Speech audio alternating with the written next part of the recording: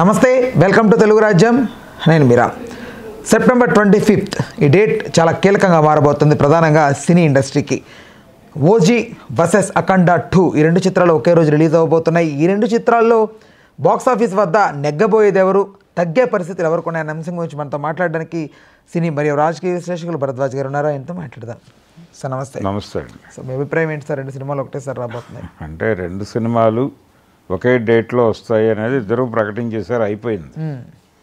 అయితే అఖండ వెనక్కి వెళ్ళొచ్చు అనే ఒక మాట వినిపించింది ఆ మధ్య.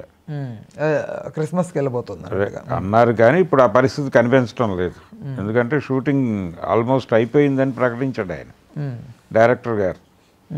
ప్రకటించడంతో పాటు ఒక పాట ఏదో బ్యాలెన్స్ ఉందన్నారు, అది తీయటానికి పెద్ద ఎక్కువ టైం ఏం తీసుకోడు ఆయన, ఒక వారం రోజులు కొట్టేస్తారు. కాబట్టి వాళ్ళు ఏ టెక్నికల్ సైడ్ ఎన్ని జాగ్రత్తలు తీసుకున్నా కానీ ఆ సినిమా సెప్టెంబర్ 25 అంటే చాలా టైం ఉంది. కాబట్టి సఫిషియంట్ టైమే, రిలీజ్కి ఇబ్బంది పడేంత దీనిలో లేరు వాళ్ళు. అంటే అంత ఒత్తిడిలో లేరు అనే మాట వాస్తవం. కాబట్టి హ్యాపీగా వాళ్ళు చెప్పినటువంటి డేట్కే రిలీజ్ అవుతారు. ఆ సినిమా రిలీజ్ వాయిదా పడే అవకాశాలు లేవు. అయితే ఓజీకి సంబంధించి కూడా అంతే కాన్ఫిడెన్స్తో ఉన్నారు వీళ్ళు. నిజానికి ఓజీ షూటింగు హైదరాబాదులో చాలా భాగం షూట్ జరిగింది గతంలోనే, ఎన్నికల కంటే ముందు కాదు. ఆయన చంద్రబాబు నాయుడు గారి దగ్గరికి ఇంటర్వ్యూ కోసం, ములాఖత్ కోసం పవన్ కళ్యాణ్ వెళ్ళింది ఓజీ షూటింగ్ నుంచే. ఓజీ షూటింగ్ హైదరాబాద్లో జరుగుతుండగా హైదరాబాద్ నుంచి వెళ్ళాడు ఆయన. కాబట్టి ఓజీ షూటింగ్ చాలా వరకు ఇక్కడే కంప్లీట్ అయింది. ఆ టైంలోనే దాన్ని గ్లిమ్సెస్ రిలీజ్ చేశారు. ఆ గ్లిమ్సెస్ కూడా చాలా క్వాలిటీతో ఉన్నాయి. కాబట్టి డెఫినెట్గా ఆ సినిమా అంటే సుజిత్ జాగ్రత్తగా ప్లాన్ చేసుకుని షూటింగ్ చేసుకున్నాడు కాబట్టి అది హరిహర వీరమల్లు లాంటి పరిస్థితి క్రియేట్ చేస్తుందని నేనైతే అనుకోవడం లేదు. అందుకని ఆ సినిమా అఖండాకి గట్టి పోటీ ఇచ్చే అవకాశం ఉంది. కానీ రెండు సినిమాలని భరించేటువంటి శక్తి థియేటర్లకి ఉంది, ఆడియన్స్కి కూడా ఉంది. పెద్ద సినిమాలు థియేటర్లో సరదాగా సినిమా చూడాలి అనేటువంటి కోరిక ఇంకా జనాలకు చచ్చిపోలేదు. థియేటర్లు చచ్చిపోతున్నాయి, అది వేరే గొడవ.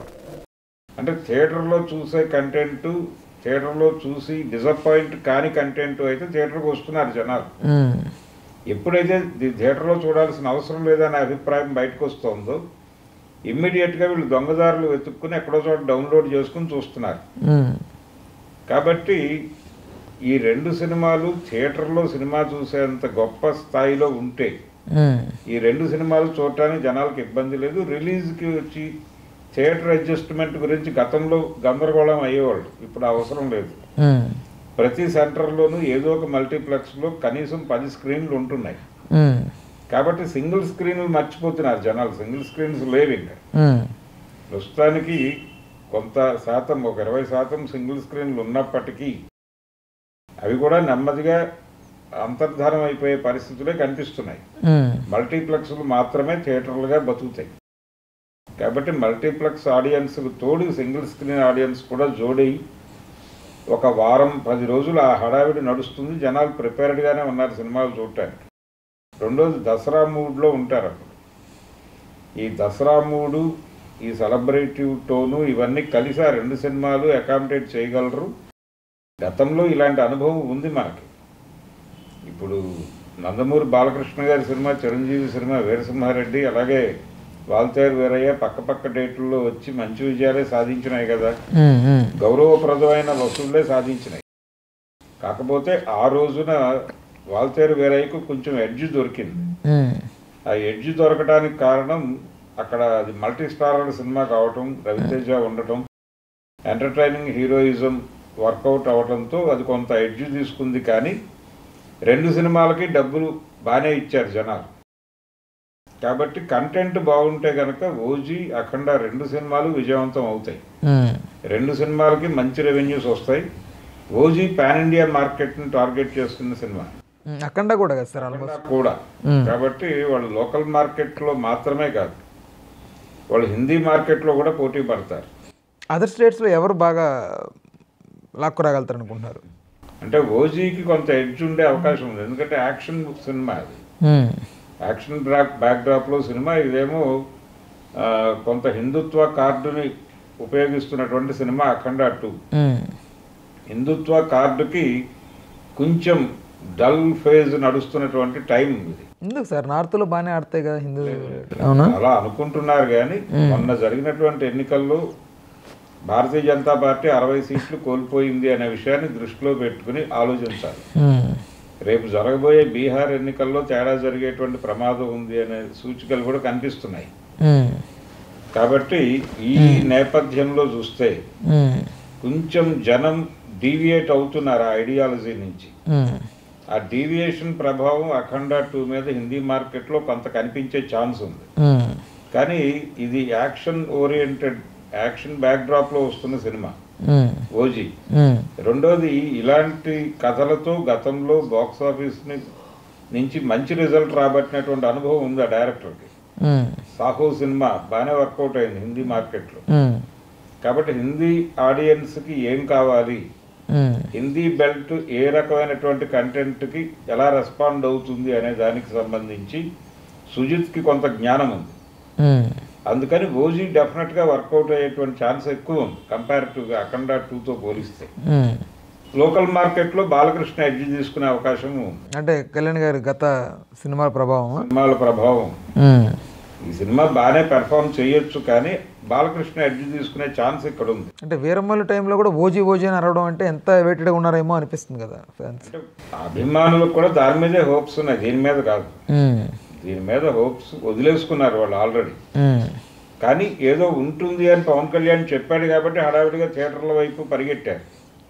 పరిగెట్టి డిసప్పాయింట్ అయ్యి బయటకు వచ్చి నిరుత్సాహంతో మాట్లాడటంతో అసలు టోటల్గా జనం డిస్కనెక్ట్ అయ్యారు ఆ సినిమాకి.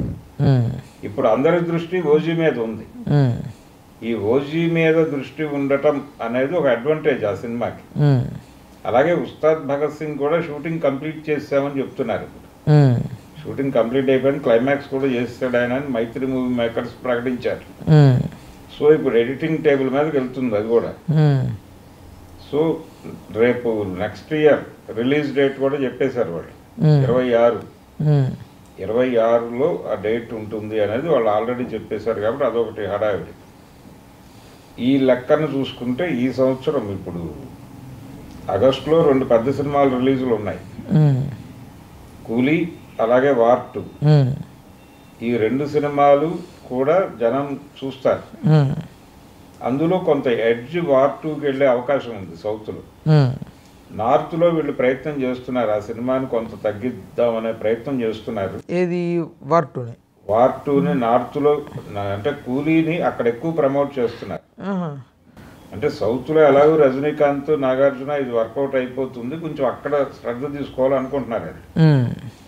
అక్కడ కూడా వార్ 2కే ఎడ్జ్ ఉంటుంది, ఇక్కడ కూడా వార్ 2 ఎడ్జ్ తీసుకునేటువంటి ఛాన్స్ ఉంది సౌత్లో కూడా.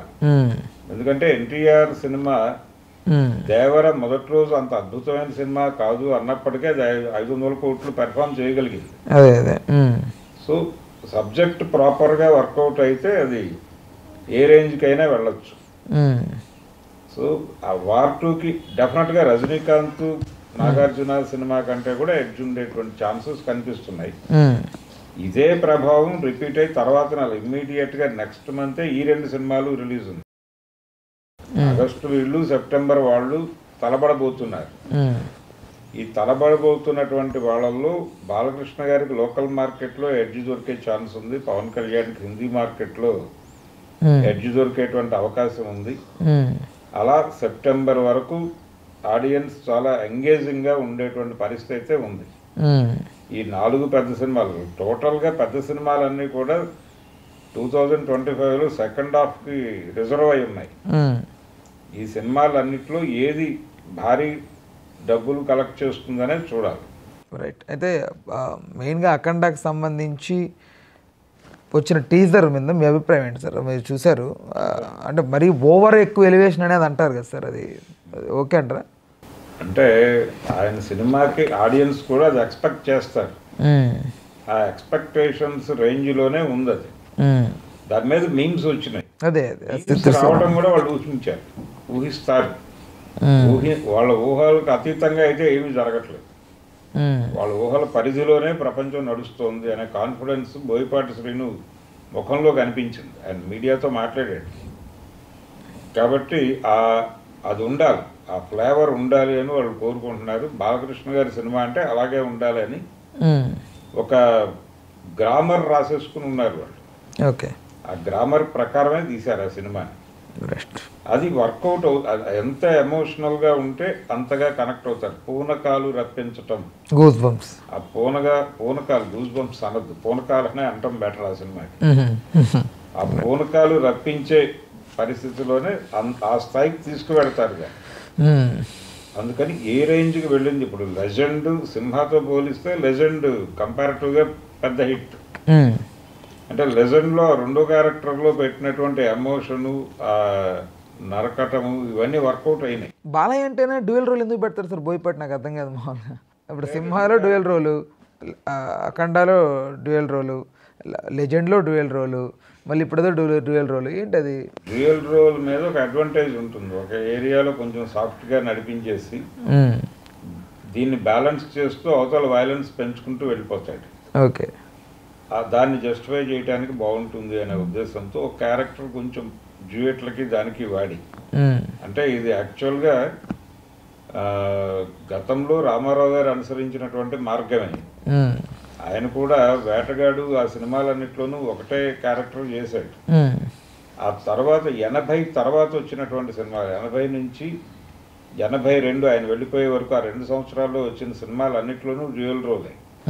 అది విశ్వరూపం కావచ్చు, సర్కస్ రాముడు కావచ్చు, లేకపోతే సర్దార్ పాపారాయుడు కావచ్చు, కొండవీటి సింహం, జస్టిస్ చౌదరి, అన్ని సినిమాల్లోనూ డ్యూయల్ రోల్. ఒక పెద్ద పాత్ర, ఒక చిన్న పాత్ర. చిన్న పాత్రలోనేమో డ్యూయెట్లు ఈ హడావిడి నడుస్తుంది, పెద్ద పాత్రలో ఎమోషన్ నడుస్తుంది.